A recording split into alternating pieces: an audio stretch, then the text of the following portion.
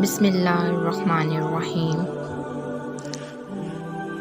حضرت عدی بن حاتم رضی اللہ عنہ سے سنا، انہوں نے کہا کہ میں نے رسول اللہ صلی اللہ علیہ وآلہ وسلم کو یہ کہتے سنا کہ جہنم سے بچو، اگرچہ کھجور کا ایک ٹکڑا لے کر ہی صحیح، مگر ضرور صدقہ کر کے دوزخ کی آگ سے بچنے کی کوشش کرو۔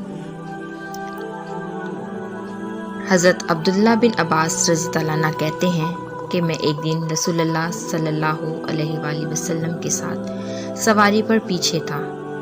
آپ صلی اللہ علیہ وآلہ وسلم نے فرمایا، اے لڑکے، بے شک میں تمہیں چند اہم باتیں بتلا رہا ہوں، تم اللہ کے احکام کی حفاظت کرو، وہ تمہاری حفاظت فرمائے گا۔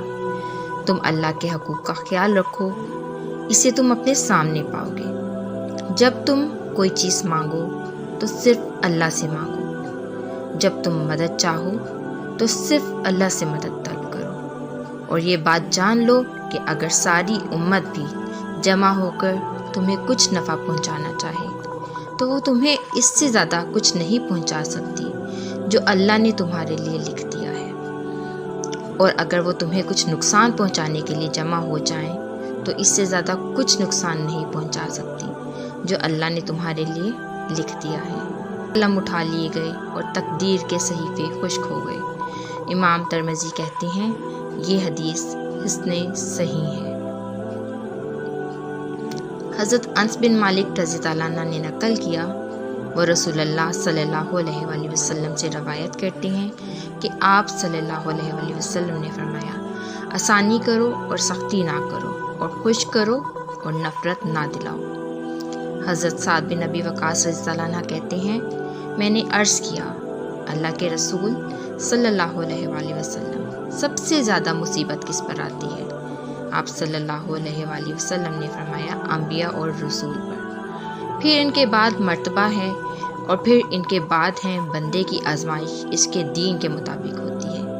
اگر بندہ اپنے دین میں سخت ہے تو اس کی مصیبت بھی سخت ہوتی ہے، اور اگر اپنے وہ دین میں نرم ہوتا ہے تو مصیبت بھی اس کے دین کے مطابق ہوتی ہے۔ پھر مصیبت بندے کے ساتھ ہمیشہ رہتی ہے، یہاں تک کہ بندہ روئے زمین پر اس حال میں چلتا ہے کہ اس پر کوئی گناہ نہیں ہوتا۔ متقی لوگ وہاں باغوں اور نعمتوں میں ہوں گے، ان چیزوں سے جو ان کا رب انہیں دے گا، اور ان کا رب انہیں دوزخ کے عذاب سے بچا لے گا۔ ان سے کہا جائے گا، کھاؤ اور پیو مزے سے اپنے ان اعمال کے صلے میں جو تم کرتے رہے ہو۔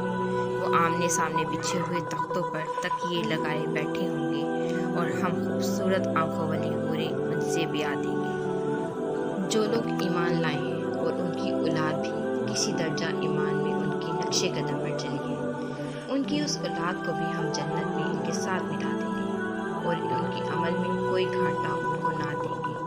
ہر شخص اپنے کسب کے عوض رہن